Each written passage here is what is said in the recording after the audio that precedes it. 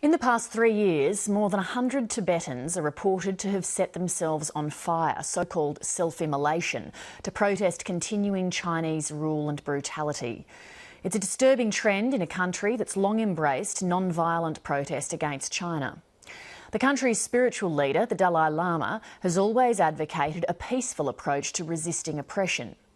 But as China's power grows and the Dalai Lama ages, he's now 78, there are questions about whether his influence is waning. Even though the Dalai Lama is regularly in Australia, including this week, the Prime Minister, Julia Gillard, has never agreed to meet him.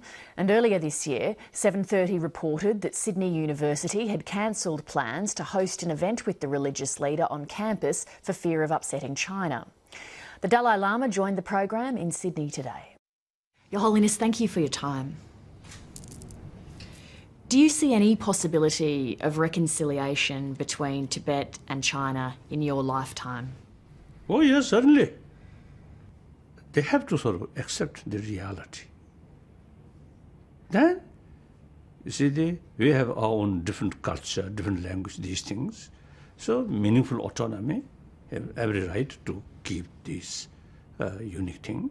And meantime, remain within the people of China. Is our own interest, Tibet materially backward.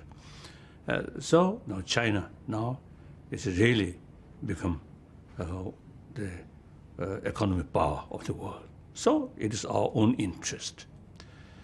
And after all, you see, thinking one's own sort of sovereignty, these things are not much relevant to today's world. Look, European Union. Since February 2009, there have been more than 100 Tibetan self-immolations to oppose Chinese rule and policies. Does that mean that Tibetans are losing patience with non-violence? No. I think the self-burning itself one practice of non-violence. These people, you see, they easily use bomb, explosive, more casualty people. But they didn't do that. Only, you see, sacrifice their own life. So this also is a part of practice of non-violence. Given how important you have been in keeping attention on this issue, do you fear that the Chinese government is waiting for you to die so it can launch a hard crackdown on Tibet to try to put this issue to bed? Oh, some hardliners is thinking that way. But some, even hardliner, feel while Dalai Lama, they are a little bit easier. If Dalai Lama no longer, then no one, no Tibetan, you see, can represent 6 million Tibetan. So do you think that the Tibetan people need to fear what will happen after your death in that case? Of course, Tibetan spirit will remain. The Dalai Lama institution lasts about 400 years or 600 years, like that. Then Buddhism, Tibetan nation, over 2,000 years. So in the future also, you see, without Dalai Lama, the Tibetan nation remain, Tibetan spirit remain. How do you interpret the Australian Prime Minister Julia Gillard declining to ever meet with you? Well, okay, no problem. My main concern is meeting with the public, because my main commitment, main interest is promotion of human value, human affection, compassion, and religious harmony. The Prime Minister, I think, not much relevant in this field. If I have some sort of political sort of agenda and ask Prime Minister, then Prime Minister sort of decline seeing me, then I feel a disappointment. But I have nothing to ask her. You mentioned earlier China's economic influence is growing. Is it a risk for you that as China becomes more influential, politicians around the world are scared to meet with you because they don't want to offend China?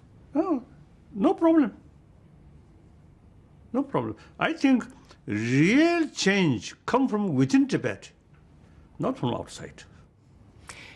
Do you fear death? Unnecessary fear, death. Death is part of our life. And then also, Buddhism is one of the sort of spiritual tradition tradition. We accept life after life. So that means change our clothes. Clothes become old, then time to come change. So this body become old, and then time come take young body. When you look back over your life, you became the Dalai Lama not of your own will, it was involuntary. Do you ever wish that things had been different and that you weren't the Dalai Lama? That's also unrealistic. Whether I like it or not, I already become Dalai Lama. So better to carry the certain responsibility, certain way of life, according to that. It's much better. You always seem so happy and calm. Do you have to sometimes fake it? No. As a Buddhist practitioner.